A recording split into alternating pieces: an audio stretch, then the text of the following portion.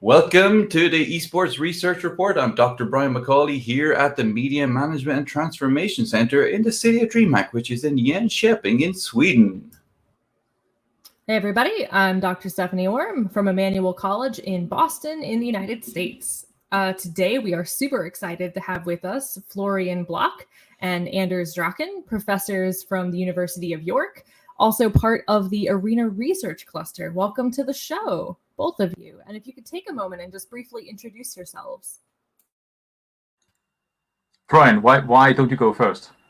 Oh, that's very kind of you. Thank you, Anders. I'm actually a reader, so I can't claim the professor title just yet, but almost. I'm a reader in digital creativity at the Department for Theatre, Film and Television here at the University of York. It's I should say, sorry, we need to scratch that. It's the Department for Theatre, Film, Television and Interactive Media. We've recently changed name. And it's ironic that I leave the last bit out because I'm actually part of the interactive media group there. And then we broadly look at story. So, I've, for 5 years now, I've worked in esports in the UK and globally. And I was lucky and privileged enough to be the R&D director for Weavr.tv, which is a UK government-funded innovation project where we've teamed up with a bunch of really exciting companies to do something at the intersection between data, AI, and immersive audience experiences. So that's me. Florian, what's a reader? I mean, it's almost an outdated term now. It's an associate professor, basically. So it's the step before the professor, basically. But I wanted to make the distinction because obviously you have to earn your chair. So okay, but what's your definition of esports, Mr. Reader or Dr. Reader or Professor Reader? Yeah, it's ironic because I don't really read. They should have made me talker instead because I don't really read an awful lot. But so my definition that I use with my students, esports are they need two things. They need to be played competitively, so humans versus humans, and there needs to be an audience. And to me, those are the fundamental aspects. And there's a lot of stuff covered through that, but that's what I'll go with here. No, that's fine. Everyone's got their slightly different version of it. And Anders, can you introduce yourself and give us your hopefully different version of what is esports? Yes, of course. Thank you, Brian. So my name is Anders Drachen. I'm a professor at the University of York in the Department of Computer Science. I'm also head of analytics in Weavr, and as you can already hear, I do have a slight stutter, which I apologize for in advance. I've been working with behavioral telemetry data from games for about 15 years now, meaning that I'm really, really old. And especially over the past 5, 6, 7 years, I've done a lot of work with esports, and I've greatly appreciated being a part of the Weavr project and sort of building up the whole research environment at the University of York. My definition of esports is about as boring as you can possibly make it. It's games played competitively. That's it. Which is really, really broad and really, really boring. But it means that it encompasses almost everything, which I appreciate and I like. If 15 years of working in games research have taught me everything, it is don't try to box things, because games are just too wild, too diverse, and they change all the time, which is awesome. But it also means that trying to create standards and definitions is really, really difficult. Doesn't prevent us from trying, though, but it's really difficult. Yeah, I can certainly respect that approach, a really broad definition, like you said. I'm curious, Anders, would you count something then like speed running as an esport? I think as the definition of a sport in itself is quite broad. Again, no one really agrees here, right? But I think when you pare it down, there has to be a competitive element. And if there is game involved and there is a competitive element, I am fundamentally happy. You could argue whether something has to have a digital element also, but again, I would rather see openness and in innovation and crazy new things happening, as we're seeing, for example, right now with some of our Asian counterparts who develop these fantastic new augmented reality titles, right? I mean, which is just fantastic. So yeah, as soon as you have a competitive element, I'm happy to call esports, but I'm also very happy to be corrected. You guys are like super nerds, right? You're the technical researchers. Myself and Steph look at people and what's around, but you're kind of looking at the people through the technological advancements. I mean, look, Anders, look at the wires beside you. I bet that's just your regular living room. But you like everything that happens, because looking at what's happening at the University of York and the Arena research cluster, is that it's very technological, it's very advanced, it's got huge funding. I mean, we're funded to around 400 or 500 euros for this podcast by MMTC, by the stuff I've got in my room. But you've got like these amazing capabilities, and you know, obviously we're going to have links below any audio or videos. I mean, so how did the Arena Research Cluster begin? How did that start? Either of you can tell us that. Well, I mean, let me take some of the background and then pass you over to Florian. But essentially, the esports research environment at the University of York started about 5 years ago when Florian joined. I joined slightly later. At that time, over the first 1 to 2 years, we started to realize that there were a great number of staff at the University of York who were interested in games and esports, and all of this was facilitated by our World Center of Research Excellence. Sounds fancy, right? Called Digital Creativity Labs, which was a rather, I think at the time, it was the largest investment any government had ever made in games research, right? So we had this critical mass of people, all hardcore nerds, and a lot of us were really interested in esports, and the environment that we have sort of sprung up because we had folks from computer science and media studies and psychology and health and whatnot that all got together and say, hey, esports is a pretty cool way to shine a light on these various problems that we are working with. Florian then took some very bold steps and sort of took charge and leadership of the whole thing and started building some really cool relationships with the industry. And I'm gonna let him continue the tale then up to and including Weavr. Thanks, Anders. Yeah, just echoing Anders. I mean, we're standing on the shoulders of a giant. We had really a fantastic environment that was already ready-made when either of us joined. And the university had already really made a good name for itself. We should also probably mention the IGI Doctoral Training Center, it's essentially with 50 plus PhD students all in the area of game AI and intelligence in games. So that was a great environment. But I think, it was one of these sort of perfect, in the most positive sense, perfect storm moments where we had done some really cool proof of concept work with ESL on their broadcast. So in 2017, we had managed to build a new system that generated data-driven stories as an overlay. Back then, that was really new. Not a lot of people had that capability. And so we showed that at a Dota 2 major in Hamburg. And that was a really cool proof of concept that then led to about a year later into the government challenge that the UK government invested in very heavily into the creative industry, probably one of the largest investments globally in the creative industries. And they wanted to see how immersive technology would transform the experiences of the audience of the future. And they had 4 categories, one of which was sports entertainment. And we just said, oh, look, we're in a really good spot here because esports is fantastic. We have tons of data. We've got all digital assets. And, I basically, where I came in is that I was able to, leverage the relationship we had with ESL. And then we got a really amazing consortium together with companies as broad as 360 video capture all the way to virtual studio TV grade productions. So we built this really crazy good consortium, and we're really lucky. And it was just all the stars just all aligned, and we got this really big investment, which centers on a ride of 2.5 years of very high intensity R&D. And I say that because it really wasn't a research project in the classical sense.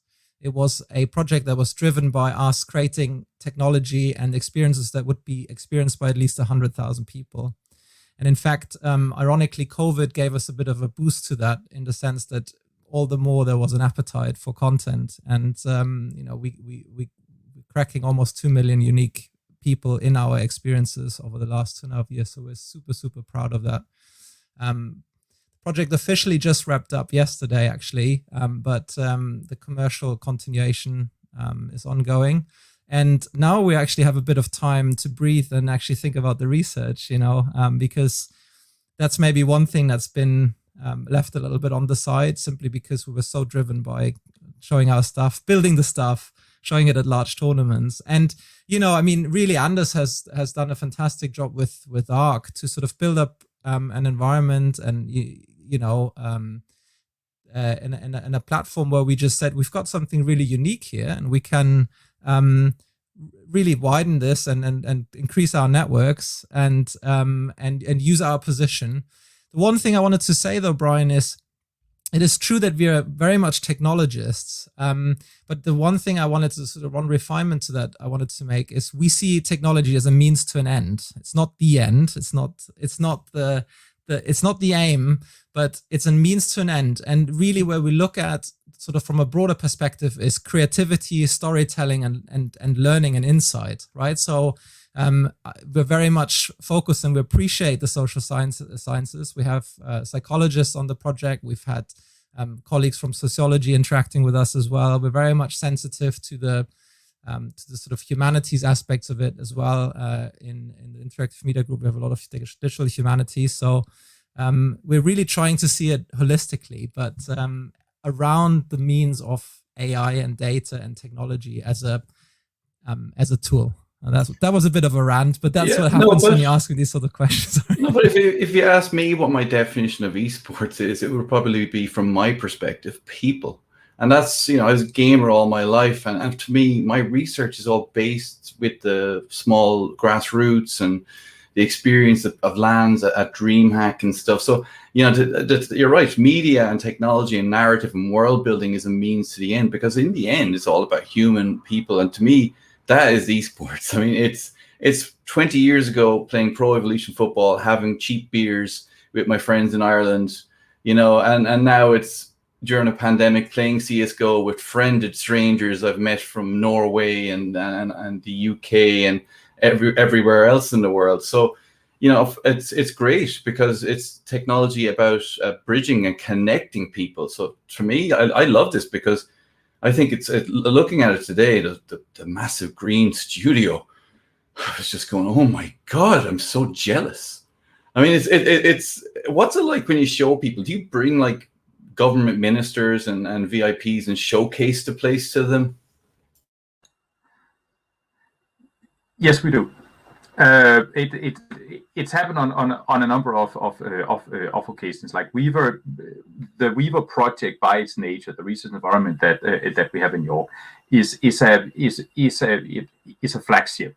And given that we're doing a lot of work with graphics and visualization and data and data-driven storytelling, given that we're working with esports, which is a very, very hot area, there's a lot of buzz around it. It's only natural that we garner a lot of attention and that we could utilize for showcasing stuff. Something that I am personally very, very appreciative of. I used to like in my previous career, the main thing I've been able to showcase are some very, very pretty graphs, right? Now we have VR studios and whatnot, where we can actually show people how all of this comes together, right? In a very visceral way, which is fantastic, right? Florian.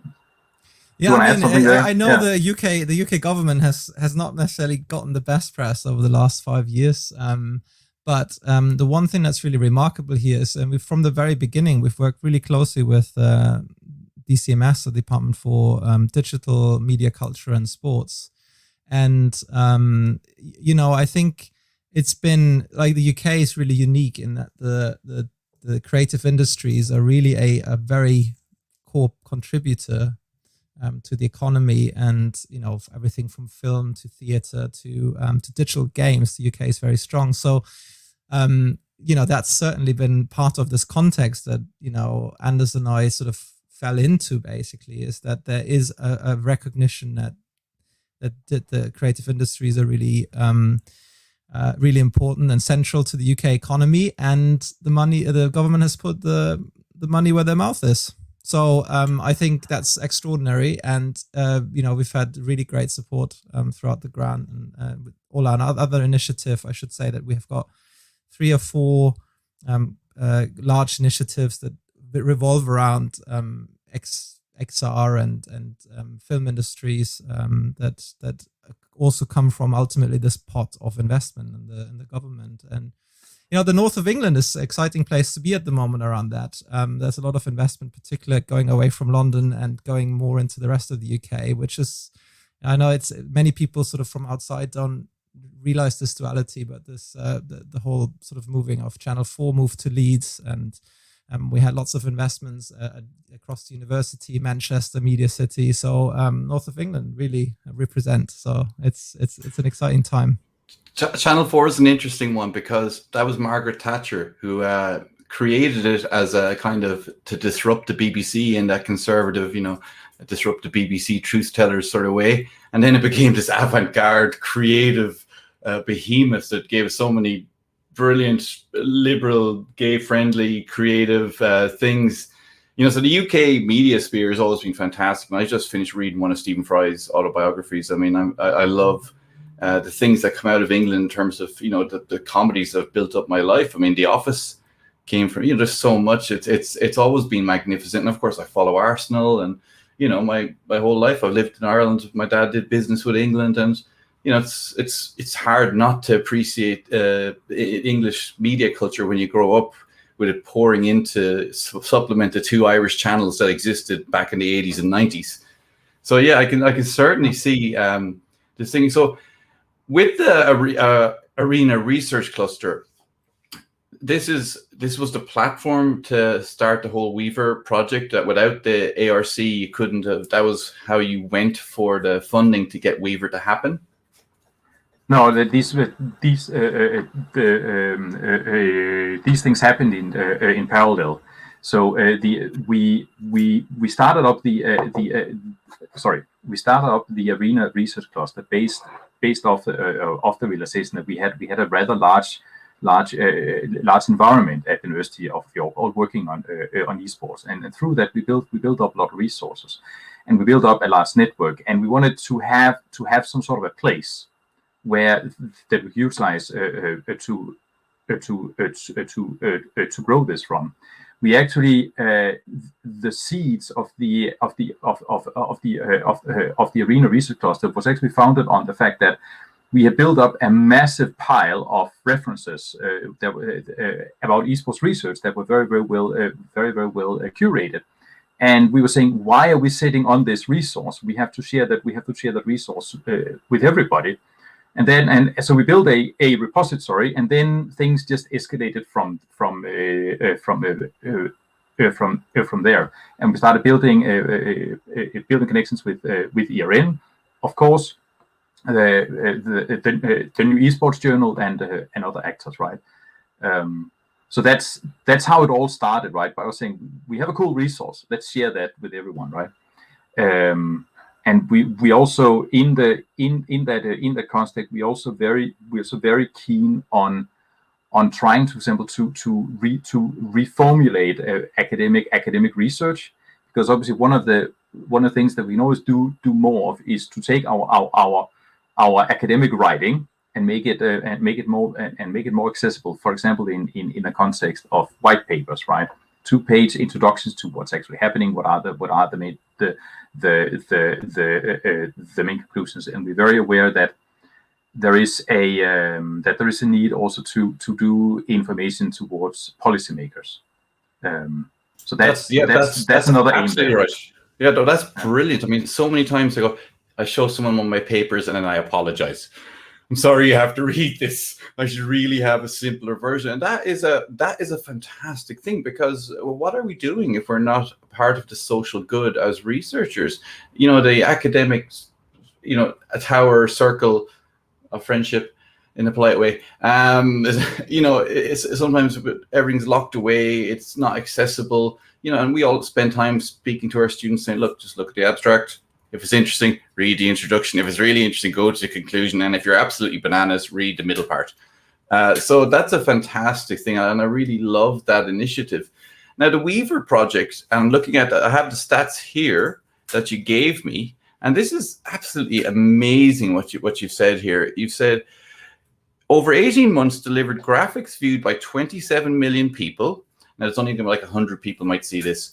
And your tools have been used by 8 million people so far. I'm sorry, there's a cat trying to look at the top of the window. Sorry, I actually misread. I misread a KPI report when I read. It's only 2 million people.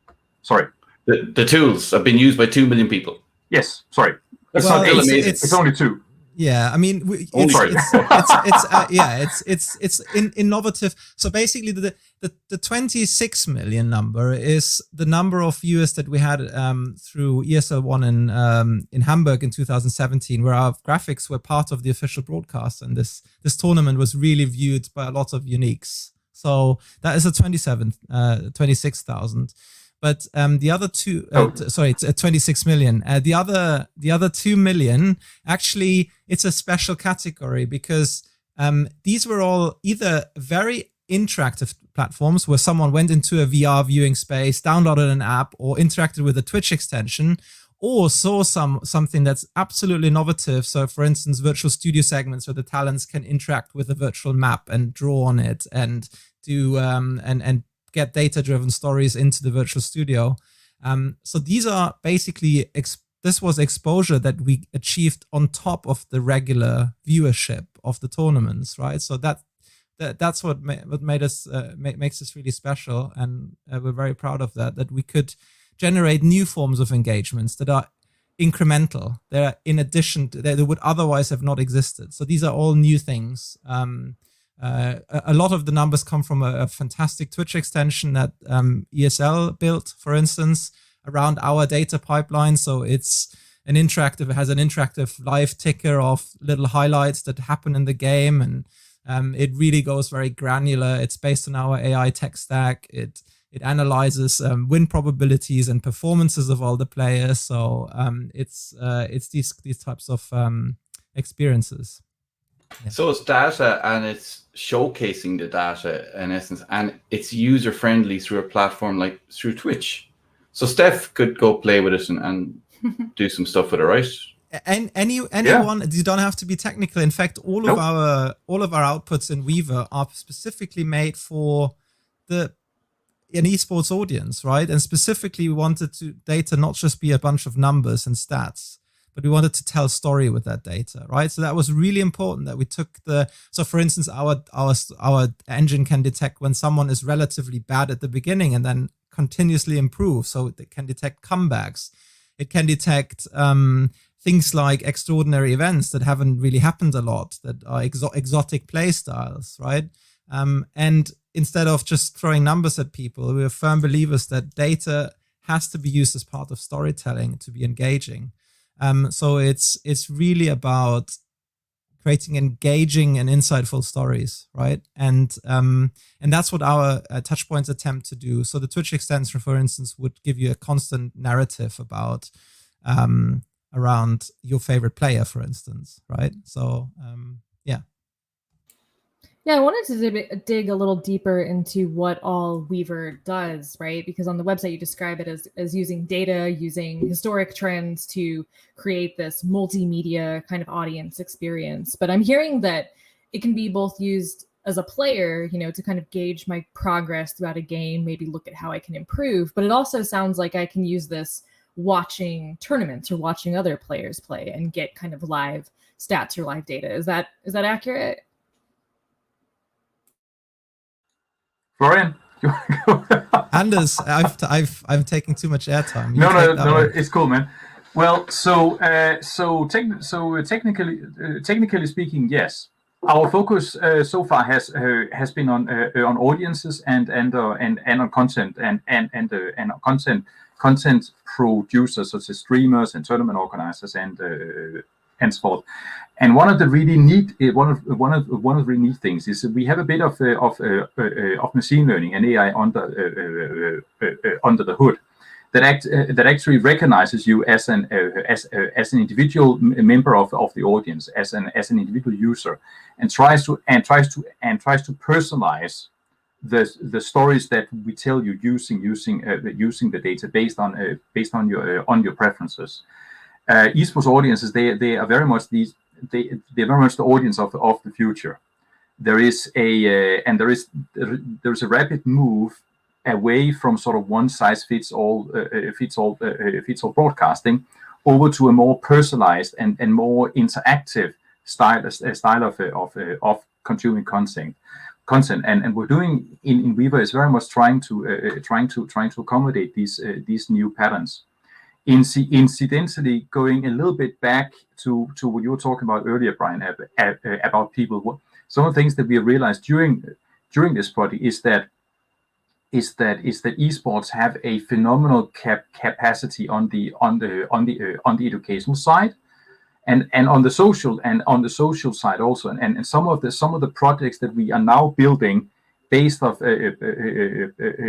Weavr and our other research in esports and games are very much focused on trying to sort of unlock that potential. So, for example, how can we use esports and games to help people build meaningful social connections? And how can we use the incredible interest there is among esports audiences in the data to train a data literacy?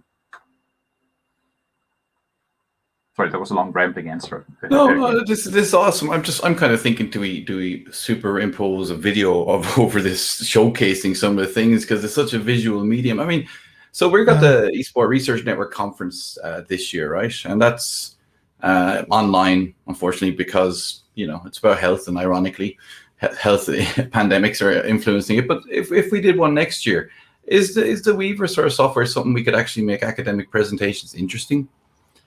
Oh, I think that's going to be tricky. And I'm saying this in full self. You said it, AI. Come on, Skynet. Absolutely fascinating idea. But I mean, building on what Anders has said, the interesting thing is, so I think, what I think the biggest transformation in the quote unquote viewership we see from traditional sports to esport, and I know Brian and Steph whether that concurs with your perception. But one of the big trends that we see is that the traditional separation between viewers, content creators, players is more and more breaking down, and these roles are converging, right? So, and it's funny that you talked about tools earlier, because yes, what we're building is tools. We're also building experiences, but they're also tools, and they're for entertainment, but they're also for insight. And so I think that design space, that converging design space, is really, really interesting. And so particularly thinking about the way people quote unquote consume is not just through passive consumption, but also then wrangling the data we serve them back and adding insights and adding meta richness around it, right? And then sharing it again. And I think the way we talk about consumption and engagement in these sort of unidirectional ways is very much on the out. I really feel the way you think about this is a constant dialogue and an evolving dialogue that includes interactivity, and scientific talks are another brilliant example of a very unidirectional sort of mode of delivery. And I think what we can learn is we can sort of make our work and our research more interactive. We were thinking, for instance, about the application of our technology to things like political voting shows, right? So you've got election night coverage, And it's not just people hearing the analysis, but people want to look at the data. If you give them an active way to participate, that would actually also potentially unlock a key issue that we see in lots of very modern democracies at the moment, which is this idea of being part of something, as opposed to just be the dumb people on the receiving end, or not being told, but being involved and being encouraged to take part. And I think that's what esports shows us very clearly, is that these young, sparky viewers, they want to take charge. They don't want to just be talked at. And I think that's really the opportunity we see here across the board for education, entertainment, and civic engagement as well. Would apply to that as well. Do you think that we're kind of gone? I know we are. We're all gone very much ADHD in our approach to media. And there's a reason, people say we keep rewatching Friends in the office because it's familiar, and Friends is popular because they don't have technology. But the irony is we're all on our smartphones while we're kind of passively watching TV. That we've become these hybrid cyborg media consumers going, I can't just look at one screen. This is madness. And so, this is kind of answering that need to give us this Maslow's hierarchy, the way Wi-Fi became. Now I need two things happening at once. There's only one thing. No, two things. So what you're actually doing is scratching the itch of a maybe unfortunate but also awesome human evolutionary trait, that we need multiple stimuli at once, and we need feedback and interaction, which of course was what games gave us originally. And it's the argument to tell, you're upset your kid's playing video games, he should just sit on the sofa with you and stare at Coronation Street, another great English media product. Go on, Anders. No, I'm just I think there's a lot to unpack here, right? But just to mention one thing, I think there is a lot that we can do about engaging people in storytelling, and actually involving them. And I am, for some reason, I am reminded of the multiple online Dungeons and Dragons groups that I've been running with socially isolated children during the pandemic, right? These children, when we play D&D, there are only one screen, and that's the screen that we chat through, right? And even back before the pandemic, when we were sitting around the table, there were no phones out, there was no screens, right? I think storytelling and that whole oral tradition has a lot of power to break us out of some of the more damaging patterns that we can see in media consumption. I don't want to generalize, right? I was just reminded based of what you were talking about there, Brian. That the interaction and the storytelling at least has a power to let us do something different. And some of that thinking underlies also what we're trying to do with Weavr. Sorry, that was a long rant. No, don't worry. I teach marketing. That means that marketers generalize. So you have the marketing blessing to generalize in this podcast, because that's you have to explain. I have to explain to students why stereotyping is wrong, except when profiling an audience to deliver a marketing campaign. So this is what you have to do with an esports audience. Look at the general trends, and it's almost stereotype, because you look at the broader trends and that gives you something to act on, because and then yours also hits the micro nuances. What I'm seeing is that it kind of cuts through that to deliver more personalized consumption experiences, which is where the Skynet future world destruction aspect of your AI comes in, right? That you're like, what's the one Siri, and what's the one that Amazon spies on you with, Alexa and Cortana and Siri, I think are the big ones. Yeah. So does Weavr kind of is it moving towards something like that? I don't mean in a bad way, but Yeah, I mean it's an interest. So I think this really follows exactly up on what Anders was mentioning. I think you can't generalize, and there are life and consumption and any life choices are about moderation in some way, but what I truly feel, and this is not my area of research, but what I do from being sort of almost ethnographically active in esports, is that the majority of technological transformations and the way the audiences changes is all driven by togetherness, right? It's it's very social. It's hyper social, to the extent where you know what we are trying to achieve here is, we thought about this. When is there a moment that is worthy of sharing, right? So for instance, how do we give people things to share? And actually the point of personalization isn't one necessarily, again, to just passively serve people things they're interested in. But as soon as you actually have an AI generating content around your interest, you're actually much more in a position where you may actually see something that other people don't, right? Because all of a sudden you have a very different commentary. You've got a very different set of stats than maybe someone else. And so that again gives you material for sharing. And the urge of the audience to sort of share and create is huge, right? And so all these consumption patterns, the reason, people say, you can't get people to just sit in front of a match for like an hour without interruption. Because if you look at a 14, 13, 12-year-old now doing media consumption, they chop it up and they snack a little bit here and there. But it's mostly the social element that break the attention up. It's not as they do watch different types of content as well, or they play and watch content. But actually, to me, the biggest disruptor is the constant social attention. When you think about like 20 years ago, you were in a train and you really had boring people around you that you don't know. So you can't talk to them, right? But now you've got your very specialist interest groups at your fingertip at all times. And in many ways, it's beautiful because you never have to look for an interesting interaction, an interesting conversation that gets you further, that enriches you, right? So, a lot of people portray pictures on people on trains, holding their phones as something like that's detrimental and against human nature. But in fact, I think it's exactly the other way around. We're converging towards something where we now have the really interesting interactions always there with us. And why would we talk or not talk to strangers when we can talk to our friends online in our very special interest groups? So, if anything, we're like more social, right? During those commutes, we're just socializing with people who aren't in the same physical place that we are often. Definitely. Yeah. I love some of these questions that you're talking about, Florian, and the idea of like, at what point does something feel like it needs to be shared? I think is a really interesting thing that I've never thought about. Like sometimes I'll play a game and I'll decide like, I need to screen capture that and tweet it out. And it's like, what is the moment where I decide this is what I'm going to take 2 minutes to upload or whatever, right?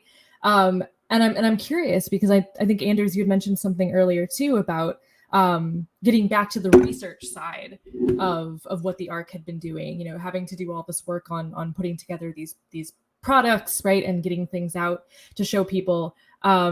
So I'm curious, how do you think the projects you've been working on and your experiences working with Weavr, what are some of these like big questions about audience and media consumption that you think this is providing insight to? And we've been touching on a little bit of this already, but I'm kind of curious if there are other kind of questions on your mind that you think this is going to help you pursue in the future. Well, I can start. I think one of the realizations that we have made is the enormous degree of engagement in learning that takes place within the esports environment. We don't have a lot of solid data on why, but possibly it has something to do with the fact that you engage in a community that play games that you care about. You care about your own performance, the performance of your friends, the performance of your teams. Just like in regular sports, just turbocharged because of the social elements, of the connectedness and the technology around it. So there is in a world that is really straining to teach children and young adults and adults data literacy skills, critical thinking skills. We have this 500 million strong environment worldwide where these things just happen, right? Thanks to millions of streamers and available data and available tools and people sitting for years writing past us.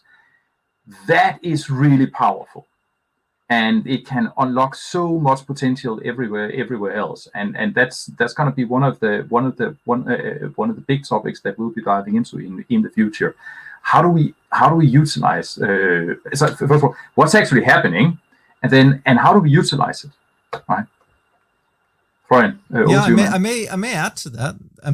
Yeah, absolutely. And so this sort of second strand of inquiry, I think so during COVID, obviously esports continued to exist, but the interesting thing that happened is everyone assumed, oh, esports, yeah, of course they're like, you can play them online and everything is fine. But actually the creative aspect of it, the production, all of a sudden people not being able to come together to sit in galleries and studios. And there's a lot of work that we've done in Weavr with our partners in esports to sort of think about not just virtual studios, but also virtual productions and virtual production workflows. And this whole idea of distributed creativity and storytelling that is to some degree facilitated through data, and other is really just a form of bringing people together that aren't in the physical space to create really complex products.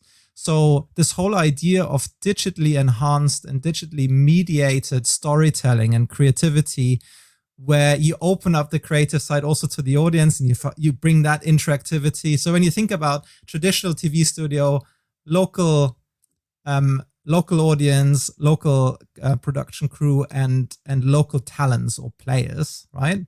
And then you've got some remote viewers, of course. But now, how can we think about this much more fluidly, so that we move the contributors remote and the talents remote, the production crew, and all of a sudden we've got something that's very sort of what you can think about as a distributed creative co-production. And I think I'm particularly interested how technology and the cultural aspects can be sort of brought together to create these sort of digitally enhanced production workflows from a storytelling perspective. And again, what I'm saying is just a slight reformulation of the principles that Anders has talked about in the context of entertainment and creativity, right? And the same sort of concepts apply in learning.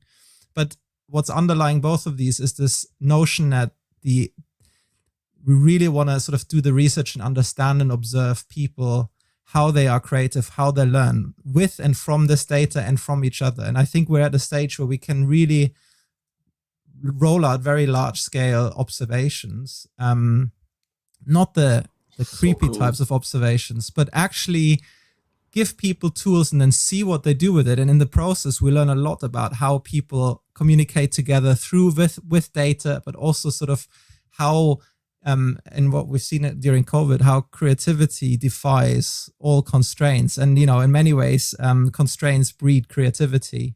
So that's what I'm really excited, following through in the next few years. It kind of sounds to me a little bit like my area, marketing, and I'm actually doing an ethnography to COVID influence on CSGO, reevaluating how what I once thought I was good at games is not true.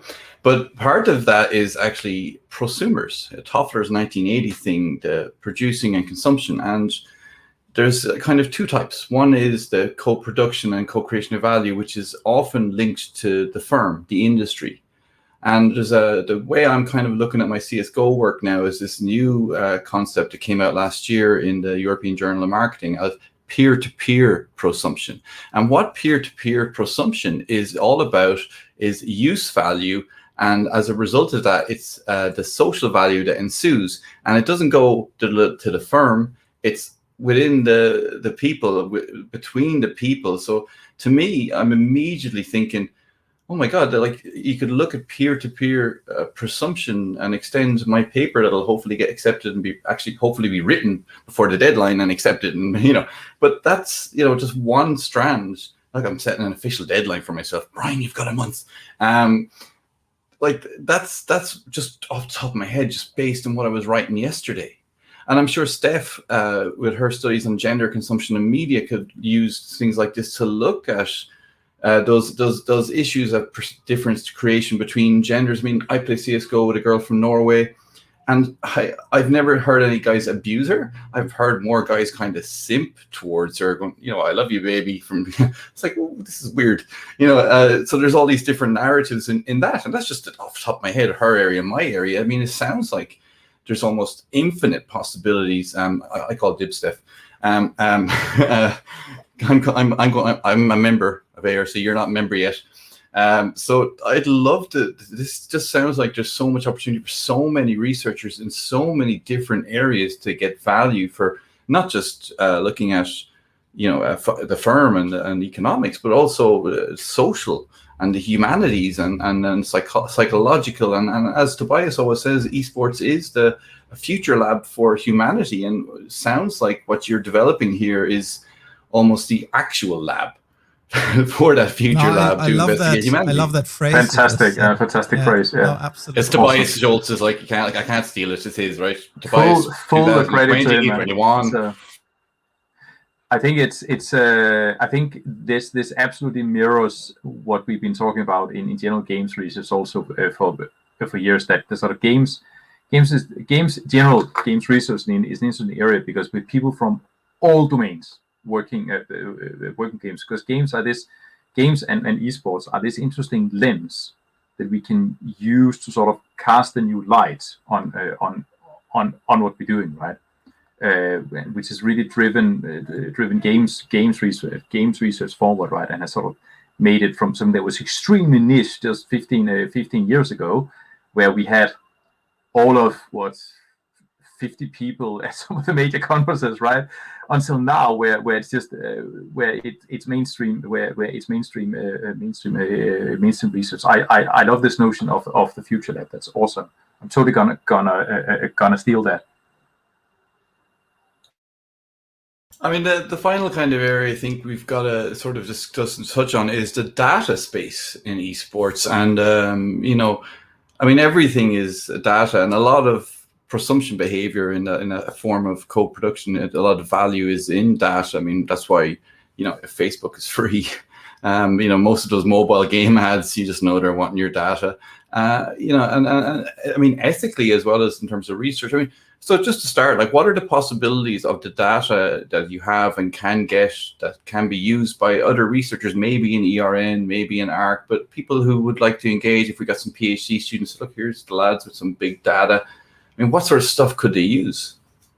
Okay, so to begin with, we have at the University of York and in Weavr, we have at any point multiple collaborations running with researchers all over the world. So if anyone is keen on working in any of the areas that we talked about here, please let us know. We have some fairly considerable data resources that we built up quite naturally to choose the work that we're doing. Where was I going? I call dibs, by the way. Just you call dibs. All right, cool. We started sending stuff around on hard disks though, because things repositories get a little bit unwieldy. But yes, certainly we should talk about data. And yeah, so one of the really cool things about esports is obviously that we have tons and tons of behavioral data, right? But what's really nice is that a lot of the data is freely available through APIs. You can download data from Dota, from Destiny, from League of Legends, and whatnot, right? Esports, more so than general gaming, has these vast data resources. This has really created this what do you call it, a culture of analytics in the space, which is absolutely fascinating, and again feeds back into the learning, into the learning phase. Right? My 11-year-old son is heavily engaged with analysis in data from esports, because it's there. It's games that he plays. His friends play them. So if he makes something cool, he shows it off to them. They show it off to their friends, and thus learning is created. Hey, presto, and it's organic. It's awesome, right? It's yeah. I mean, one realization though is that it's really funny that, I mean, data, you're right, sort of is super central to Facebook, social media, and lots of business models, and also some parts of games are built on that data, of course. But then there's other games that really make tons of money from free-to-play models that really, they're so rich that they don't necessarily need to squeeze every little drop out of every little penny out of their data. And I mean, look at Valve, for instance. Their data policies are extremely open. I mean, they don't provide a lot of tools to make it easy for people, but they're also not putting any hurdles in place. Well, I do pay a couple of euro a month to look at my stats in CS:GO now. Okay. Well, they got me. you on that. Well, I mean, that's great, but even with the monetization of data, Valve still hasn't restricted data access, and I think they won't, because there's so much innovation that actually has happened around their games that benefits. I mean, just look at, for instance, OpenAI and Dota, for instance. I mean, I want to humbly say, obviously Weavr is not on the same level than OpenAI, but we've done a fair amount of sort of demonstrated and pushed new concept around Dota. And I think we're at a bit of a tipping point, because it doesn't feel like there's a unified approach of the industry for this type of game data yet. It's pretty much either companies have recognized the value, or the business models are built around around the data, and then they figured this out. But then other companies are basically laissez-faire about it, and I think the opportunities we see, almost like the open source culture around data, and the sort of democratization of innovation around that data, that has almost happened as a side effect that wasn't actually created intentionally, but it's very much in the spirit of esports and grassroots. And I think if companies started to actually engineer their games and their data API access around that phenomenon and very concretely steered it, there would actually be a lot of money to be made, not just by the companies, but actually passing it on through sort of app store-like concepts, right? If you think about data as a creative resource that people can create value out of for others, and then you've got like a Roblox of data, for instance, right? Or you essentially, I think I'd love to see personally a more deliberate and more coordinated approach, because it also de-risks and encourages people to have an explicitly open data landscape around these games, and innovation is healthy for the games. And I'd love to see sort of a formalization of that approach across the industry. I'm just looking at my diaries for my CS:GO project, and over the last 2 weeks, I am in the bottom 9% of headshots. 91% of players are better at getting kills with headshots than me. I mean, I'll be great in the army, the Finnish army, I've been told. But the zombie apocalypse happens, lads. Don't count on me. They're like, brain to brain, and I'm just going, oh, shoot him in the feet. I mean, but I'm seeing, I'm just looking at this example of something I did reviewing my performances in June as part of this project, where I'm using the data.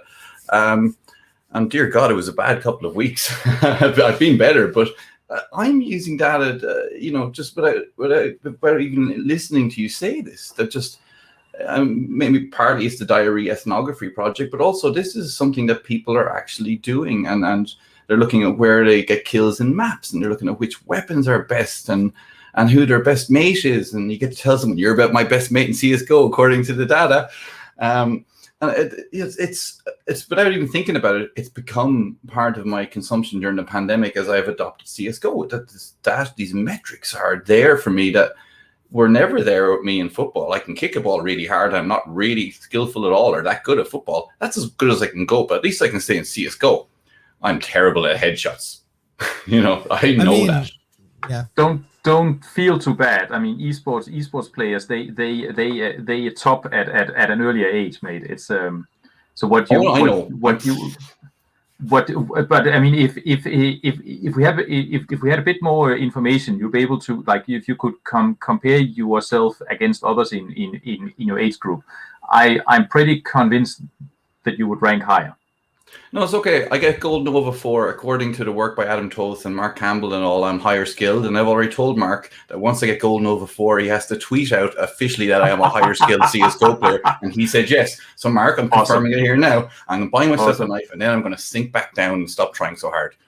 But that's a really good point.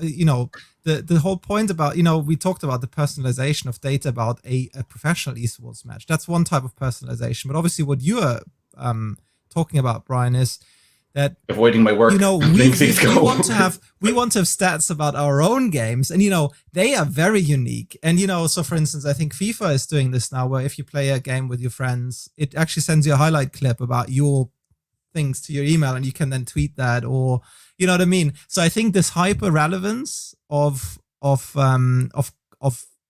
stats and interesting stories about your own matches, and that's at the same time also the beauty of AI as a technology, is that once you've trained the models, it doesn't matter which game you run, which match you run this on. You can run it on a professional match, but you can use the same exact technology to run your own personal match and compare yourself against the pros. And then things get totally hilarious because, Brian, I can promise you there's one aspect of gameplay. If you look for enough key performance indicators, you'll find one that you're really, really good at.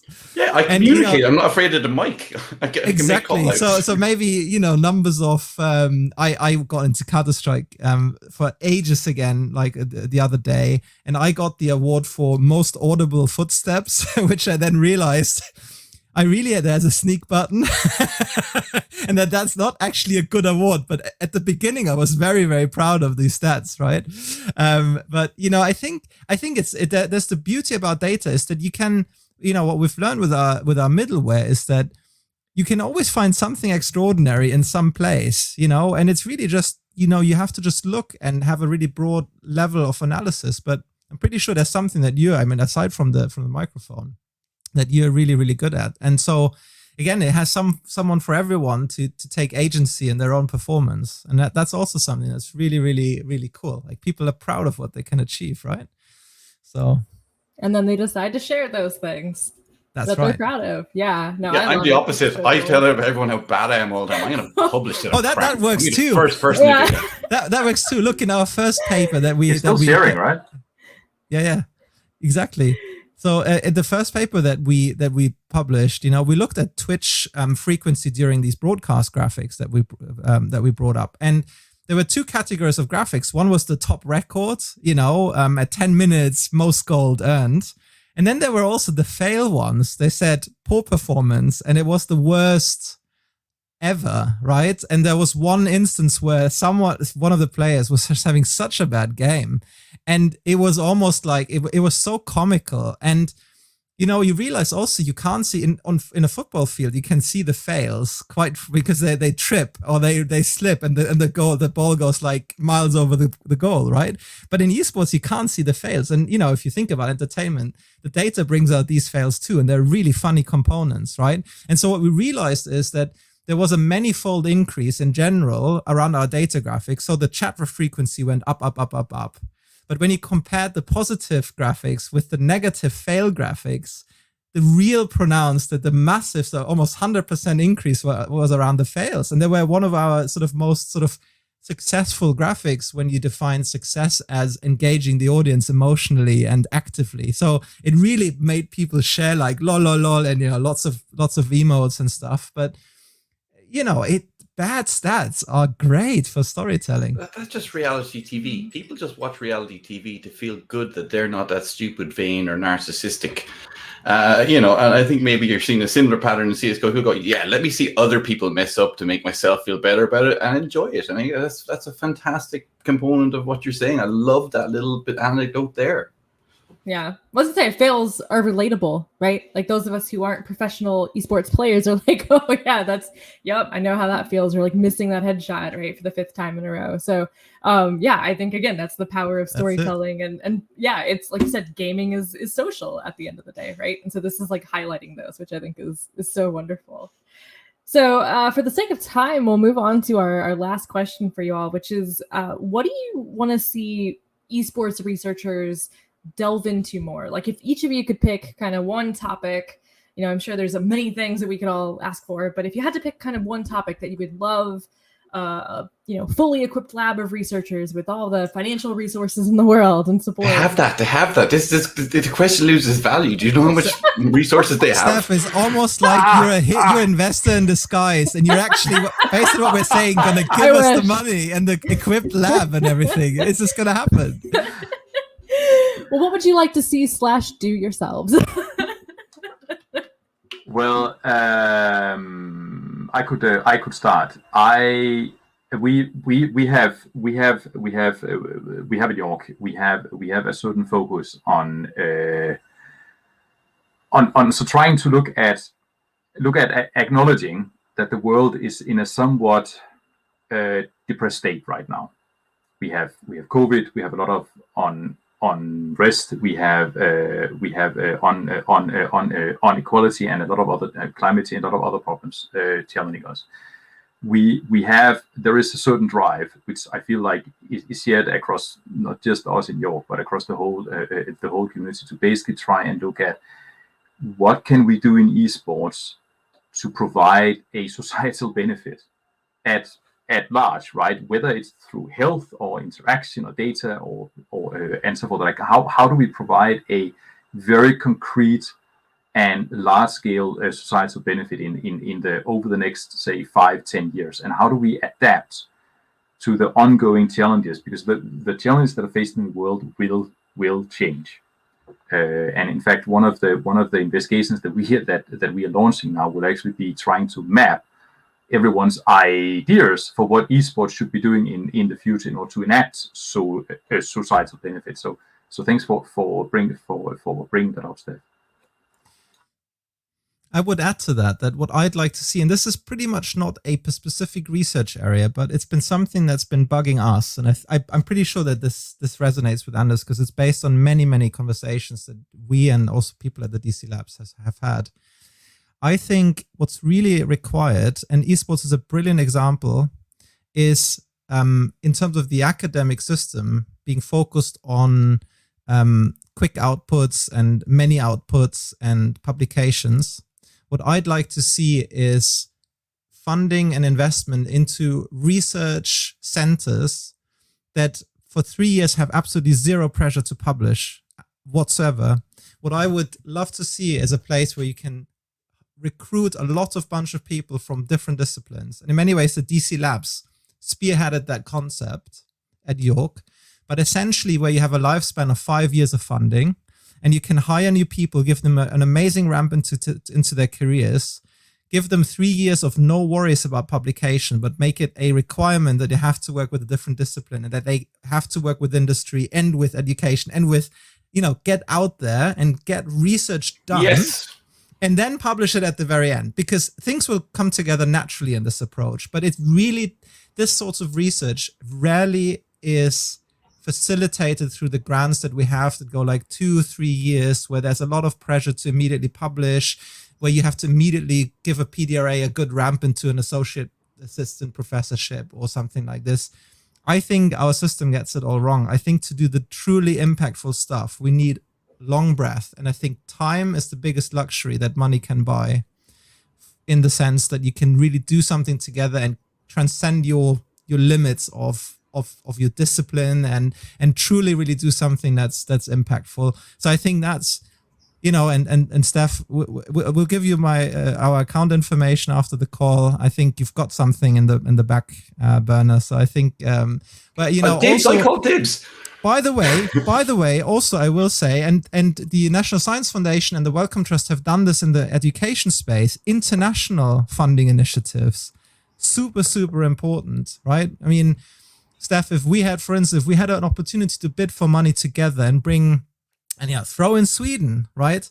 And you're getting dibs now, yeah. I really think it's incredibly hard in an age where we pride ourselves being global researchers to actually get the funding structures and the support structures that is required to build these sorts of collaborations. They exist, but they are rare, and they're the exception rather than the norm. But I really think that that's something I'd like to see much more.